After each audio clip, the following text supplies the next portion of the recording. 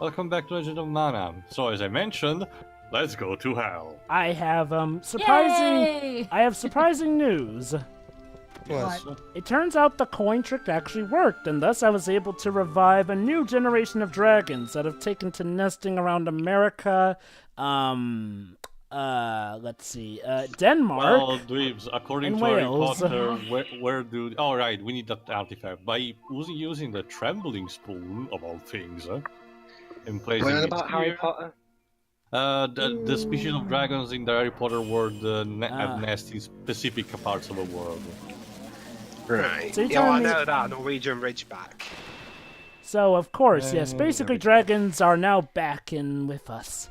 But we've managed to tame them. Well, at least America and Wales seem to have. England seems to be having a bit of trouble with that. So you're telling me, Teal, that a spoon is the symbol of the gates of hell? It's explained in the artifact bios. Wait, there's because- bios behind these artifacts? But it's relatively short, so it's not even one of those things that you need to watch. Are you gonna show them? There you go. We just show some of them. I just need to there you go. That soul goes there. So let's examine the tombstone. Anytime. There you go. Ah, Oh, a warrior. and that's the symbol that we're starting the dragon story arc. So the dragon story arc starts here. With in you hell. getting dragged to hell by accidentally someone, which is gonna be voiced by me. Have you awakened? So 5 more minutes! I am Zard, Dragoon of Draconis. I read that as laws. What? What happened? I brought you down into the underworld because I thought you were powerful. Your voice what if was I'm very just the shitty. mailman? If you want to know more, you should come down below with me. If I But want we're to already live. down. Okay. We shall descend into the depths. Go at your own pace, and I shall follow. Wait. You want me to go ahead? Aren't you supposed to be the tour guide here? Yeah, you could go first. No idea. Lark is one of the most physical party members using an axe. Despite being a druid, I thought he would have used a spear. But it's pretty useful. The thing is, it's gonna be situational for practically all of the Dragon Story arc, so it's very contained. I'm guessing most of the dragon arc takes place in hell. No, only the beginning and the end, essentially. So it's gonna be immediately clear the reason. Anyway, these are shadows, where they're called. They're spirits wandering around the underworld and essentially act as like pranksters. They're very similar to the will-o-wisp or some of the spirits of the Gallic folklore that loves to drag people to death. Also, hell can be quite of a maze because there are some different corridors with different doors that lead somewhere. But in order to access to the in true tradition, because it's a reference to the Greek mythos, as I briefly explained in the previous part, in order to access to the lower parts of hell, we kind of need to talk to the boss of the area. Of course. And I don't mean the boss we need to fight, I mean the leader or person who runs the place. Beelzebub. Surprisingly, no, it's not even Hades. Wait, what? It's one of the wisdoms. It's one of the sages of the world. So what? Are Satan and Hades just taking the day off? Well, apparently. Also, Joe, I had to realize something. Back in the day, Hades was not a villainous figure. Well, I know that he's not a villainous figure, but I mean, this... Oh, there you go. Olbon. That's the name of the ruler of the underworld. Yeah, I mean, wait, hold on. Is this the underworld or is it hell? I mean, yeah... It's that same thing, Jova. Because, see, here's the thing. The souls of the dead get dragged here after. You can go if you wish, but all the doors around you are closed, blah, blah, blah. But essentially, it's not quite way. Go ahead, Jova. Basically, with hell, it's known that, it's a bad thing. Whereas with the underworld, the underworld is kind of like the rite of passage where afterwards, you either go to the bad place or the good place. So, is this the Actually, no, according... isn't it? Yeah, no. Not quite. Yeah, that's In some more takes... purgatory. According to Greek Roman mythology, the underworld were mostly... The Greeks have quite the basic idea for an afterlife. There you go, that's all gone. But I'll skip. Don't mind about the dialogue. It's actually granting you passage through. Yeah, it looks like an onion. Huh, this is the ruler of the underworld, huh? Yeah, an onion with 3 eyes. Doesn't look Anyway. that intimidating. Let me explain a bit. Greek Romans, internal mythology, had a pretty simple understanding of how the underworld works. Essentially, it said that unless you were a complete pure soul, like say a child that did not commit evil things, you were essentially not condemned, but just said to stay in the underworld, in the underworld, the afterlife, governed by Hades. If you had like a special coin or a leaf from a sacred tree, you could bribe Acheron, the ferryman of the dead, to cross on the other side and stay with the other souls and all the other places that are in the other world, like the ones where the Titans are recluse, all that stuff. It's complicated.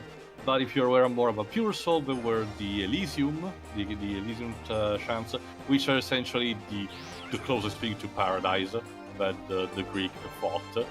But that's pretty much just it. The Greek had divinized the gods in a very high place and never consider mankind to be allowed to be as close as them. So that's why they had such a low standard for afterlife. Shame it came back to bite him in the rear when God of War came about. What can one say? Anyway, the point is that Oblong gave us his blessing so we can access to the lower parts of the underworld. Essentially, according to Lark, we need to go there if it's Shadow makes me angry. We need to go there to speak to Lark's master, apparently, and that guy is gonna tell us what to do, I guess. So is With Lark permission, before the baptism of flame. Okay. So is Lark himself dead, or did he just travel here? Yes, Lark. That's also another thing that I mentioned. Similar to the Greek Roman mythos, if a soul is strong enough and has like special access, like he has talked to Hades and arranged some kind of deal, he can return to the world of the living in the form similar to a ghost. Similar. This is kind of following the same process, but more in a physical sense. Souls can return potentially to the world of living if they can, and do physical stuff like fighting and touching each other. You wanted to say something, Pedro? Well, I guess I might as well take advantage. Shiro, something for you in the chat. Go ahead.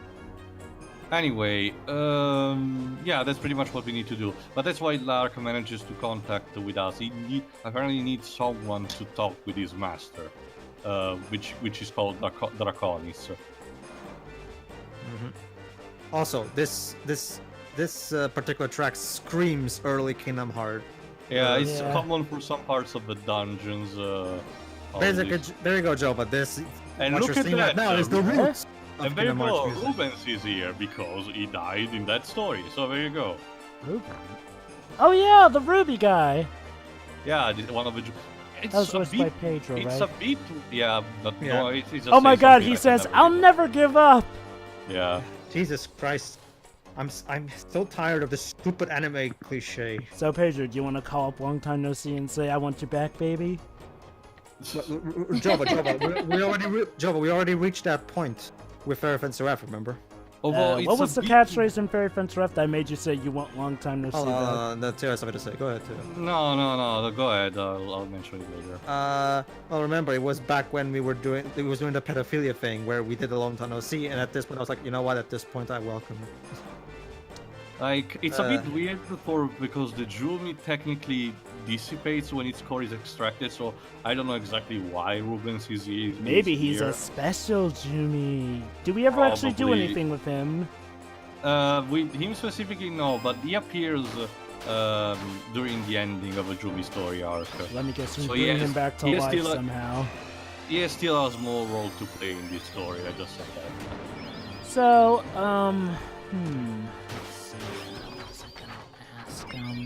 But yeah, the main reason I brought up, the whole hell or heaven thing was like, well, normally, okay, a lot of people tend to get the underworld mixed up with hell because they suggest that the underworld is automatically the place of suffering, when really it's not. It's only if, like, you do something extremely bad that you get sent to the extra bad place, which is more akin to hell. So, in this regard, again, does this game call this place hell or the underworld? No, the underworld. Remember, Joe, this needs to be, it's not completely mature rating, so we need to avoid some stuff that America may, I forgot how it's called in the Japan version, but I'm pretty sure it's similar. Actually, to that. surprisingly, nowadays, the whole religious thing, Americans are more okay with that. Nowadays, it's apparently more Japan who's curious with religion and mentioning The most it. clever usage of this was, to me, in Super Paper Mario. Yes, so there's actually an afterlife in the Paper Mario universe, where that place is called the Underwear. Get it? Oh, Tio. Wait till you get to a certain kingdom in Mario Odyssey. Let's just say, without spoiling, think Dark Souls. Yeah, Jove, I also I knew already from the leaks before the game got released. I mentioned it in the thread on the Isn't the music so charming in that world? Referring to Super Paper Mario. Uh-oh, we got a boss coming up. They got the disco theme. It's essentially the ultimate test from Draconis. A floating ethereal spirit head? Yeah, it makes us fighting something. But the problem is he's possessing the statues here. Similar, think of it like the phase 1 of the first end boss of Beast Castle, where he possesses all the parts of the ballroom. Yeah. Here he just possesses the statue to attack you.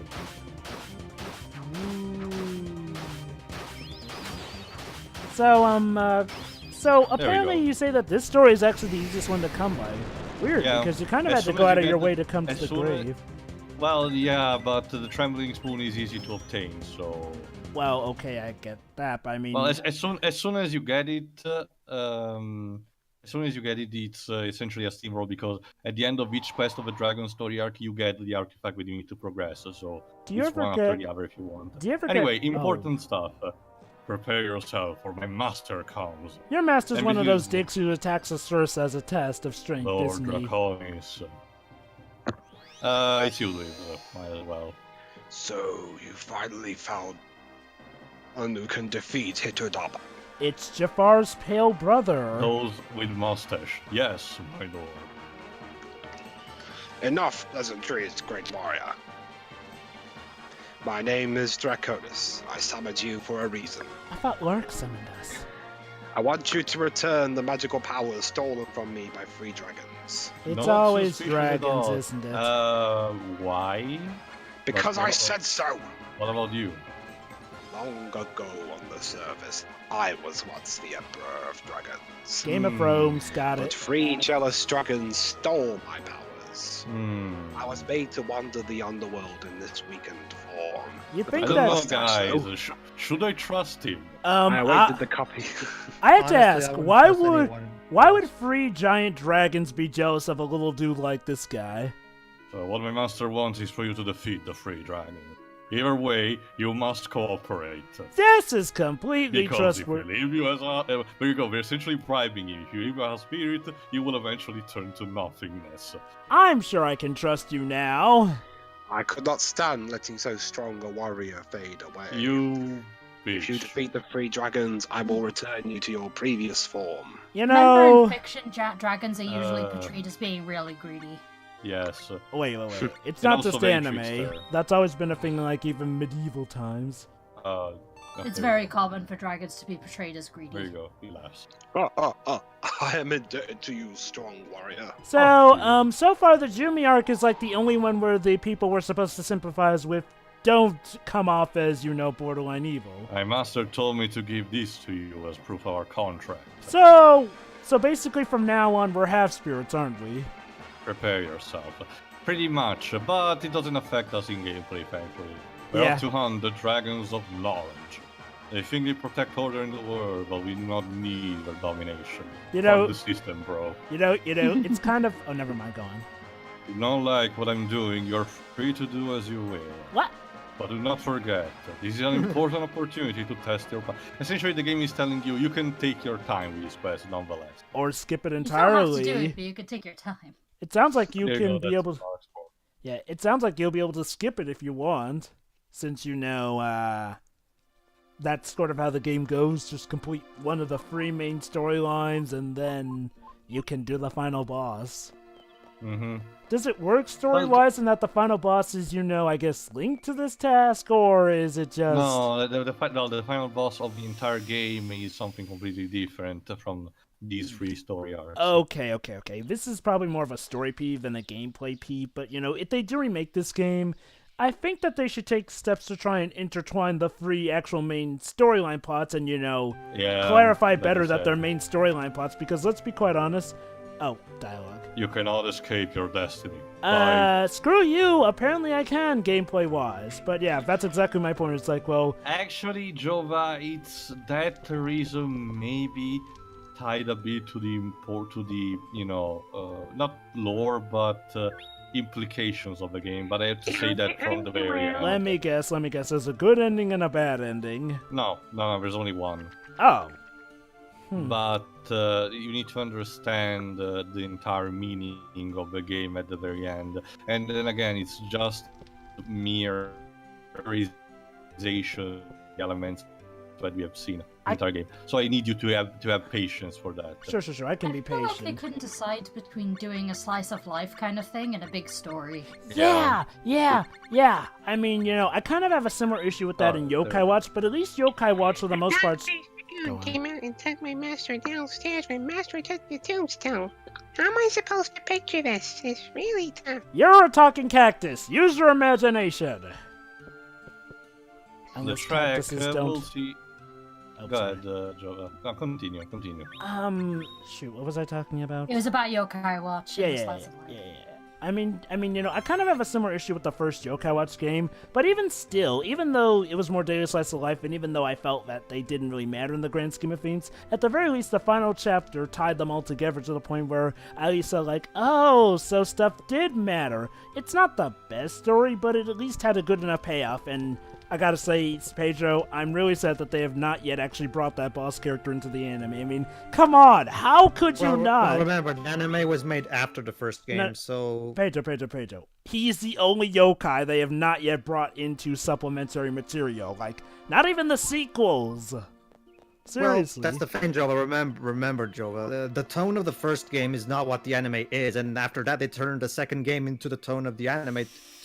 So at this point, the first game is kind of this weird. Well, Pedro, but didn't they brought elements that were let a bit more dark, like the Oni or the Krenkakai skeleton made them funny. So they do too. It's just that, okay, let me put it like this. You're used to the anime, so you don't know. Basically, whereas the anime is very comedic. Well, yeah, obviously it has its more heartfelt, serious stuff here and there, but it's mostly comedic, right? It's mostly comedic. Guess what? Diddle still has problems. Oh, of course he does. Man is gonna come. That sound effect, though. Diddle had it, and then he lost it. Hold on, sorry, Pedro. We'll see in a second. What happens, and we'll let you continue. What's got into him this time? I don't know. You're his friend. Oh well, it's not my business. On second thought, are you even his friend? With the way you've treated him? Good question. Yeah. Alright, let's try to act. You know, the reason people don't hate Timon and Pumbaa as much as we used to is thanks to Lion King 1.5 when drove on their relationship. You guys kind of need something to, kind of make stuff like this make sense. Anyway, continue, Pedro, because this upcoming small part is relatively filler because I need for some time to pass. Sure. Okay. It's like this too. You're used to the anime, so obviously, as far as you can tell, Yokai Watch is mostly a comedy, but it has its fair share of heart here and there when it wants, especially in the movie. Especially in the movies. The movies is where they really step up in terms of story and stuff.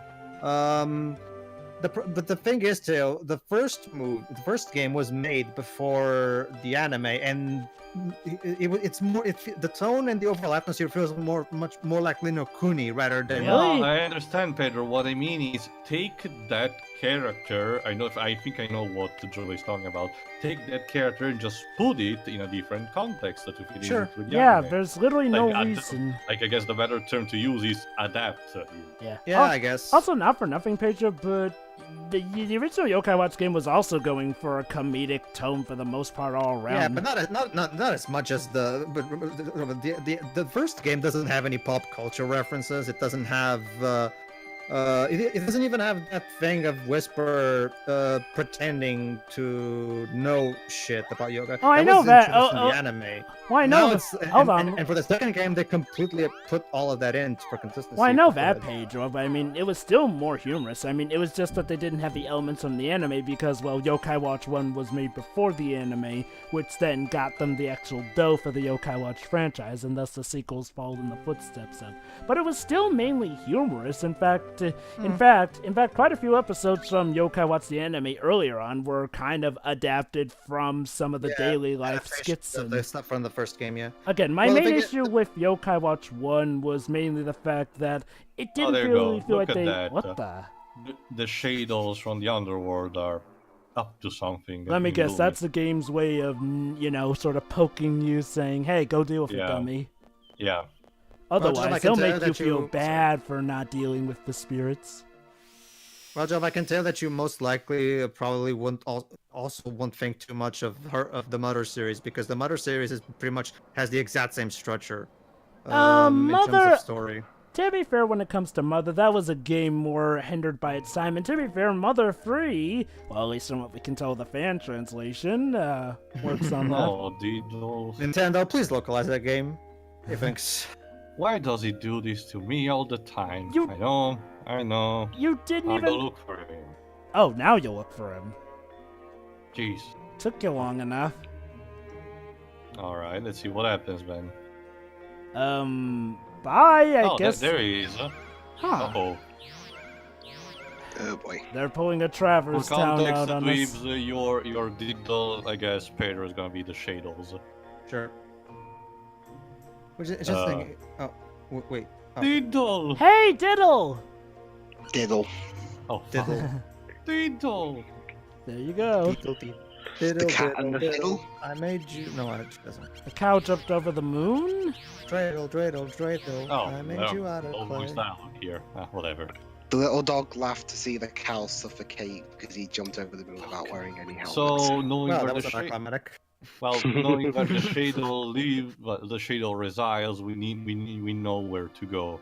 Hell. Anyway, It's just Pedro, that's another TV trope. Reality ensues. I guess. Yeah.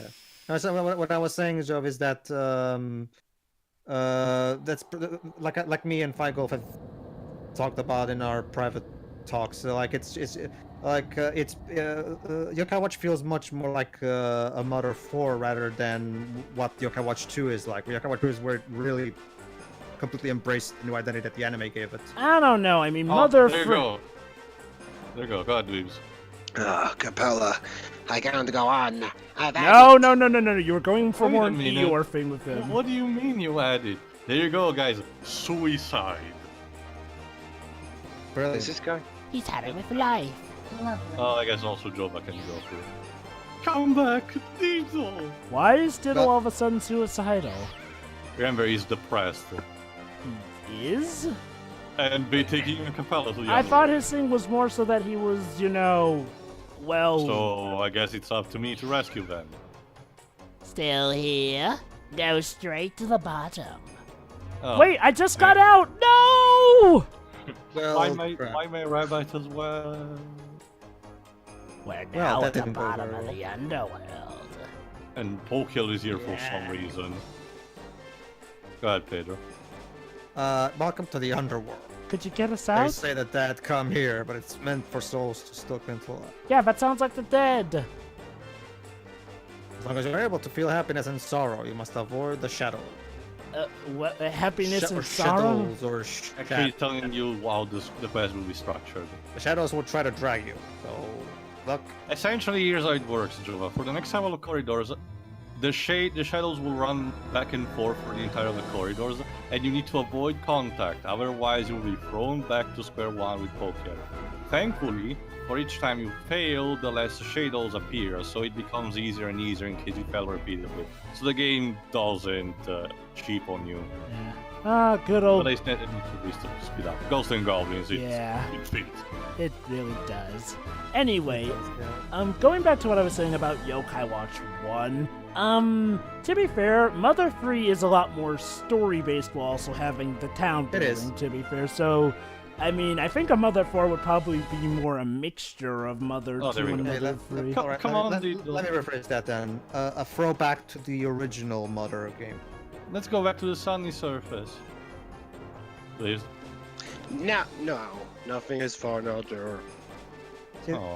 See, the thing is, Jova, Hold Mother on, 3 is hold actually... on, Pedro, we got story.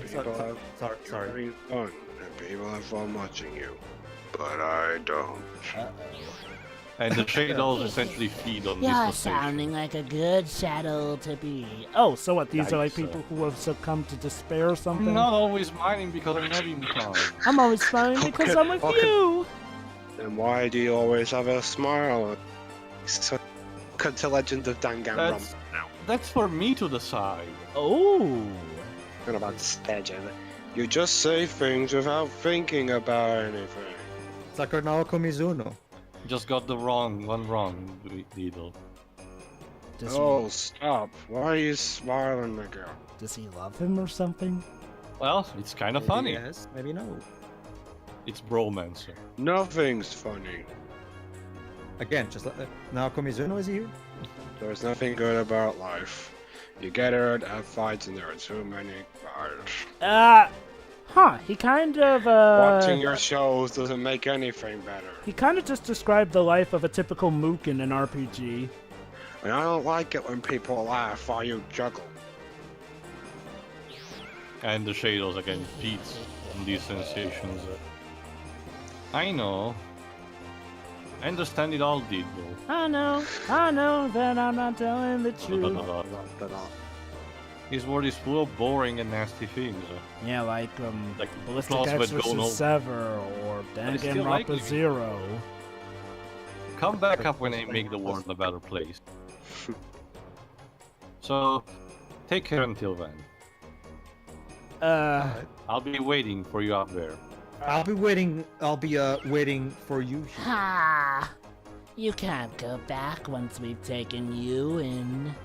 You'll become a shadow and never return to human form. Cabela. Actually, never mind. I'll be waiting. I'll be there for I you. will remain myself. No, actually, it's a Final Yeah, Fantasy VIII reference. Did you hear that? He's not gonna turn into a shadow. You're right. Are we ever gonna have fun with him? I don't want to know what Come fun on, is. Diddle. This cannot I won't look continue. down on This you. cannot continue. Yes. Even if you come after me now, I'll welcome you. Is there some subtext of relationship issues between these two? Again, bromance. And there you go, he starts playing the organ. Like you will. Joy. Fun fact. Hey, Diddle. Fun fact. Nomura took the Brotherhood theme from this game. I'll let you know something. All you need to do is run. If you make it up there, then you're free from us. You suddenly sporting. If you don't make it, then the monster's gonna gobble you up. Gobble, That's And gobble. okay. Get out or you're done. that means we have a boss fight, obviously. Of course. No one has ever made it alive. Huh. Oh boy. Well, thankfully I have my trusty stun-locking spear, so let's just go. And a brow pipe. And it's A mummy cat? ape mummy. A mook. Weird, it has a cat Anyway. tail. Continue, Pedro. Oh yeah. What I was saying. Actually, I forgot. I lost my train of Okay. thought. I'll Yokai bring up Watch what I about was the saying mummy. about Yokai Watch 1. Basically though, my main issue with Yokai Watch 1 is that the story felt a bit too separated. But my biggest problem with the Yokai Watch franchise as a Kraken whole guy, is that the they have Kraken. not brought back the Kraken guy for no reason. Like seriously, I mean it doesn't help that Yokai Watch 2 literally starts, with the protagonist losing their memory of events of the first game, only to get those And memories we're back. So, yeah, why haven't they brought Kraken Guy back? It was so awesome!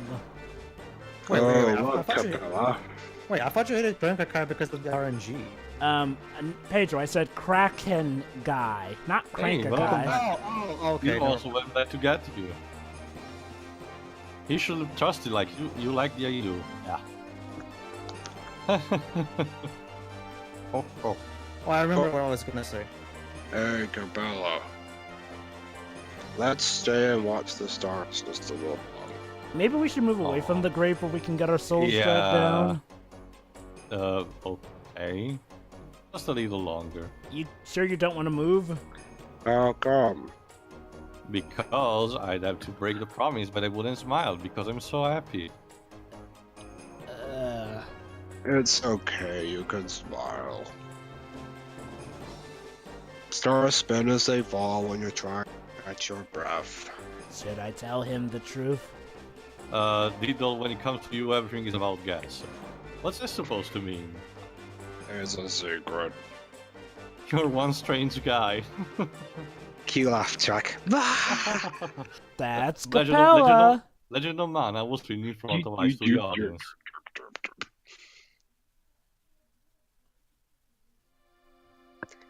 And that's pretty much it. Anyway, continue, Pedro, before we do the.